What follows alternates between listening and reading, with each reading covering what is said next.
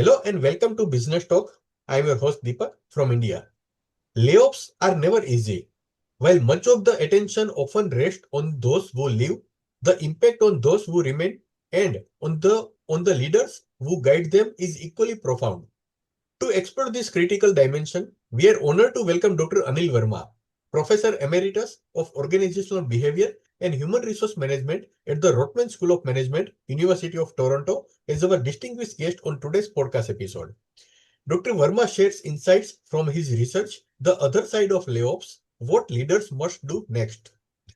Dr. Verma previously served as the director of the Center for Industrial Relations and Human Resources and has been a faculty member at the University of Toronto since 1989. His research focuses on management responses to unionization, participative work organization, wage and employment outcomes, and the role of workplace innovations in enhancing organizational performance. Beyond academia, Dr. Verma contributes to public policy and community service. He is a member of the Advisory Committee on the Labor and Income Statistics at Statistics Canada and serves on the Board of Directors of Costi Immigration Services, Canada's largest non-profit agency supporting immigrant integration. His academic career includes appointments as a visiting professor at UCLA, assistant professor at the University of British Columbia, and lecturer at the University of Saskatchewan. Dr. Verma holds a PhD from MIT and MA from University of Saskatchewan and BTech from the Indian Institute of Technology, Kanpur. And now it's my pleasure to introduce Dr. Anil Verma to the podcast. Professor Verma, thank you for graciously accepting our invitation. It's an honor and privilege to have you join us today. Thank you for having me. Professor Verma, what inspired you to study the other side of layoff, focusing not just on those who leave, but also on those who remain and those who lead? Here, I'd like to make three key points. One, in general terms, life in an organization is like a movie, it's not a snapshot. So, change is endemic. We don't have the same customers, the same investors, the same markets, the same technology, or even the same jobs from year to year. Everything changes. And when we go through layoffs, we suddenly think that the sky is falling, that it's a drastic event, it's a cataclysmic event. But that's not really the case. Even though we may be used to our way of life or my particular job or the way of doing my job, but the organization doesn't stand still. So change is endemic. And in academic terms, we have called this creative destruction. In other words, a healthy and dynamic economy creates jobs, but it also destroys certain jobs. So the question for us is, in organizational life, how to manage layoffs is not, you cannot eliminate it because things will change over time and we have to learn to manage this change. And here I like to emphasize what I call the 4M model, which is to minimize, mitigate, migrate from one system to another, and lastly, to motivate those who continue to work for the organization. And we can return to this model a little later. But this is the reason why it is important to accept layoffs as a part of organizational life and to prepare for it so that its adverse impacts are minimized. Professor, before layoff ever happen, what kind of planning and preparation should leaders undertake to minimize long-term damage to the organization? So, here there is a larger backstory for every major layoffs. There is a larger context, the context of the macroeconomy, the global economy, the local economy, the customers, technology changes over time. Sometimes businesses want to sell an operating division and move into some new line of business. Sometimes organizations get into financial stress and they need to cut costs because costs have grown out of proportion. Sometimes they're wanting to move into a new market or a new product line. There's also mergers and acquisitions among organizations. And sometimes it's all of the above, a little bit of all of the above. And so it is important for leadership and for management team to have a proper understanding of this larger context. And if you understand this well at every level, starting with the CEO, then you can explain this better to people who report to you and down the line, right up to the workers. But if this context is not well understood and not shared, then there will be chaos and anxiety in the minds of workers. Dr. Verma, many organizations treat layoff as a purely financial or operational decision. In your view, what non-financial factors should leaders weigh more carefully? Well, here there are two very important things to look at. One is the survivors, that is, people who were not laid off, they continue to work in the organization. But closely related to their condition is the issue of restructuring the business. So every major layoff is an opportunity to rethink what we do and how we do it. So you may discover that there are certain processes that are not adding value to the customer, so can we eliminate those? Can we redesign some of the workflows using technology? Can we define certain jobs, that is, merge some job classifications, create new ones, add duties to some of them, and so forth? And so this is an opportunity as well as a crisis to manage.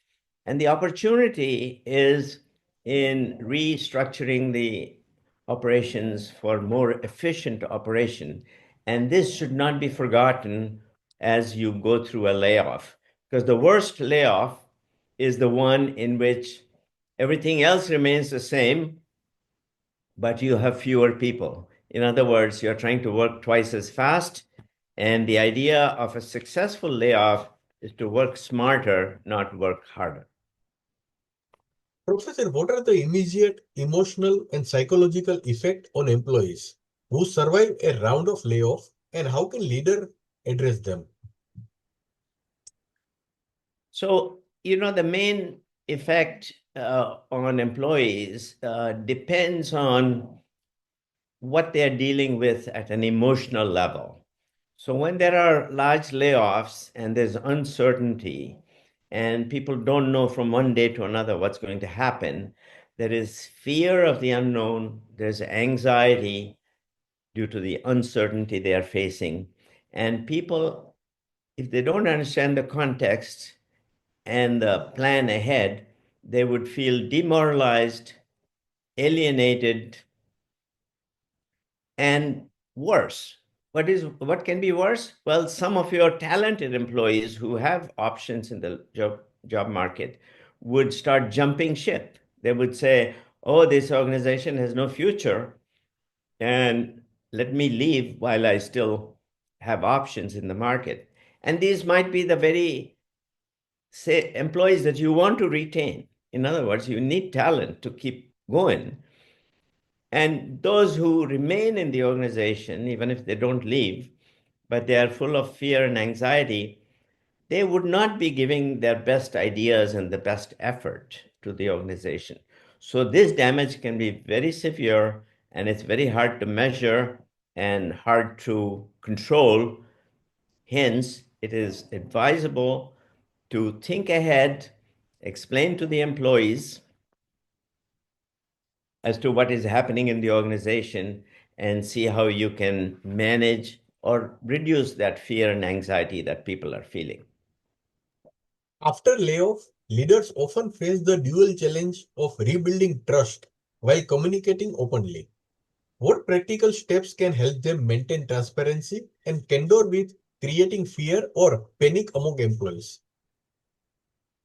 So, the key tool that a manager has in these situations is to be forthcoming by sharing information with the workers, with employees, to be candid, to be honest, and what you don't have to overshare.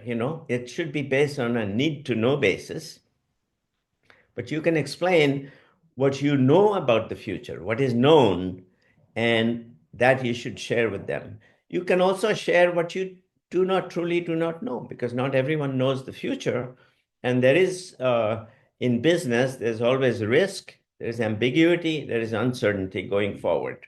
So share those risks and ambiguities with employees and be candid.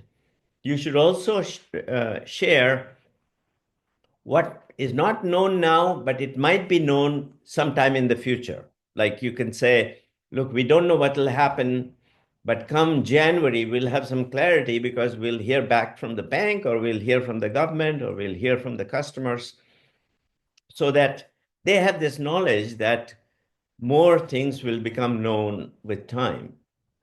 You should also share what you don't know and what is truly unknowable.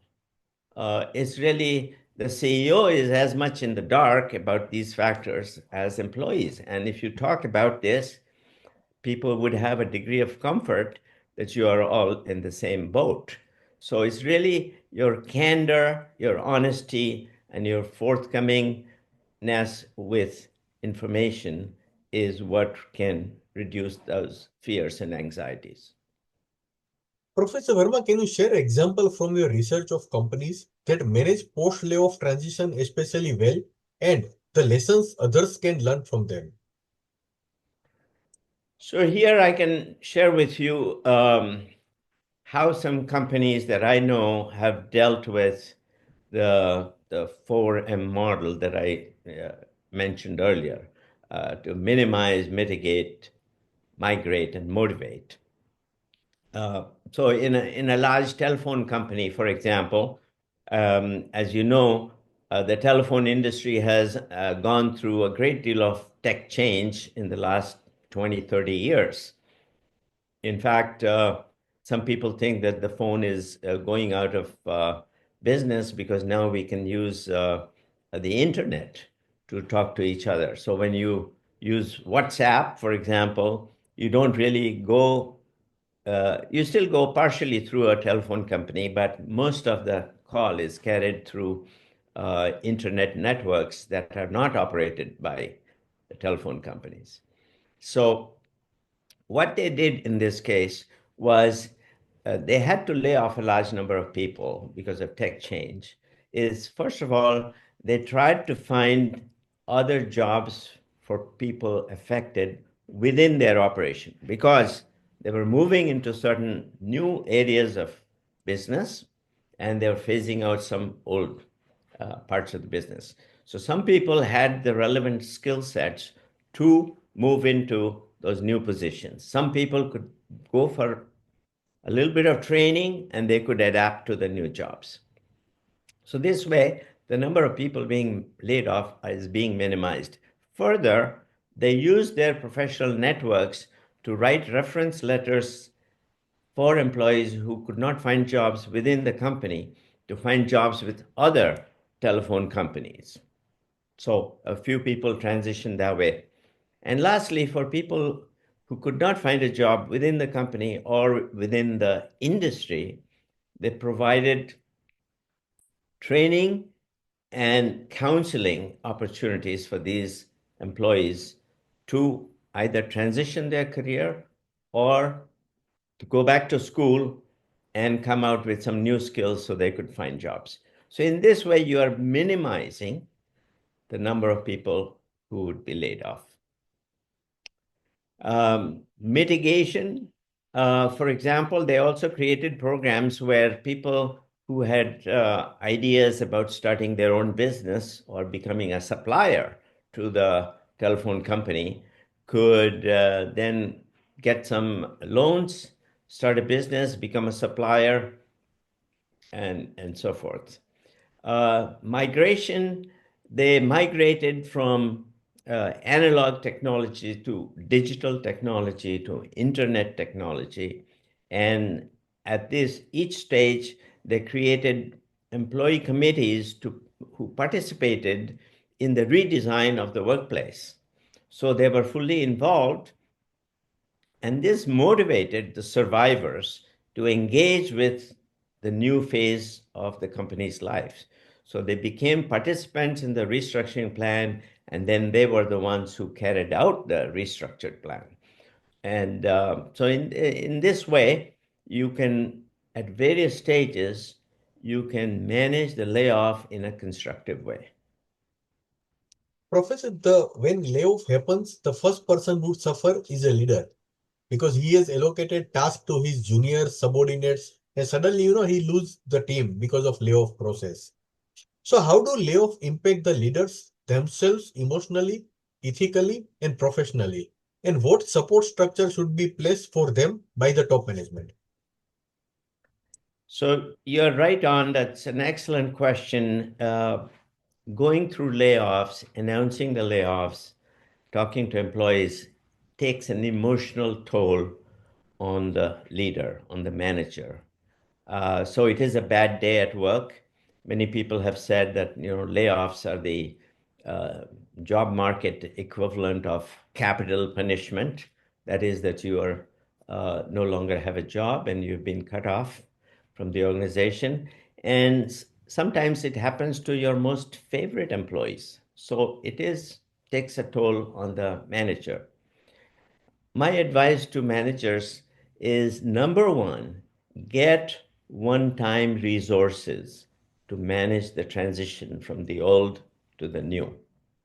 Because you want to restructure, you want to redesign, maybe you have to hire some new people, maybe you have to retrain some people. So, layoff is not cheap, it can be expensive. But if you have a one time resource, then it makes your job easier and it reduces your stress. Apart from that, get as much information as you can from your own bosses, which is true for everyone other than CEO.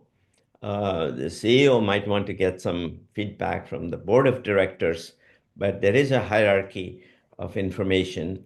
And the more information you can get from your superiors, the better you can manage the transition.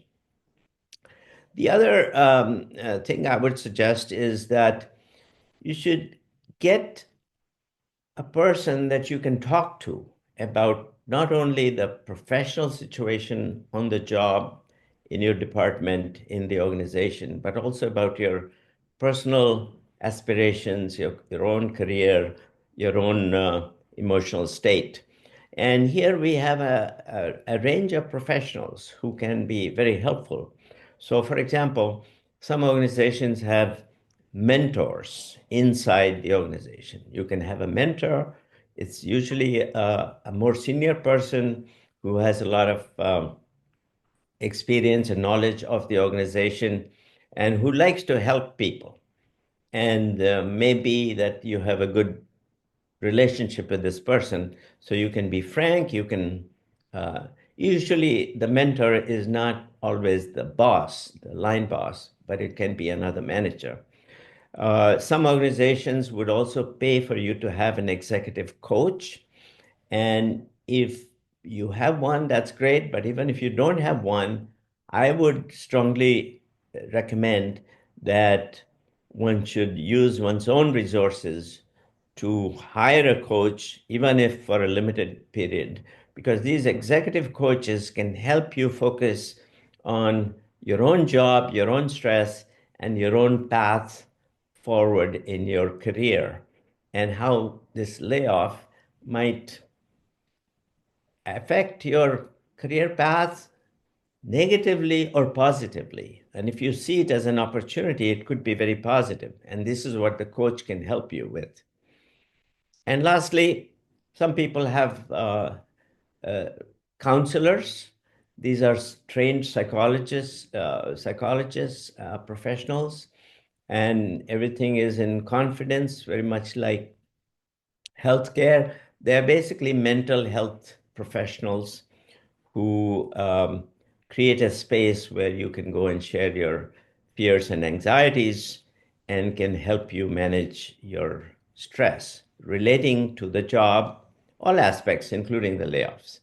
So I would invest a fair bit of effort in these resources if I have to manage a major layoff. Professor, for academicians and research scholars, what would be your advice to the next decade of research in this area?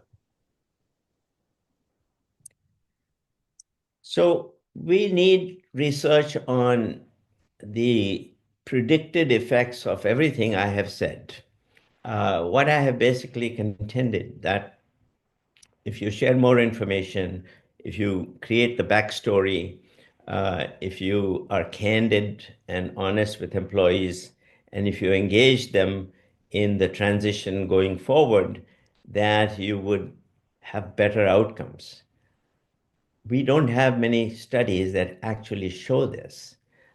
So we need studies where you could take either two organizations that are comparable, otherwise one that took certain steps to follow the 4M model: minimize, mitigate, migrate, and motivate, and another organization that did not follow the 4 steps, the 4M model, and then to look at the outcomes and see whether or not indeed we see that there's less employee anxiety, there's better success post layoff, and the good talent that you want to retain did stay with the company and did not jump ship.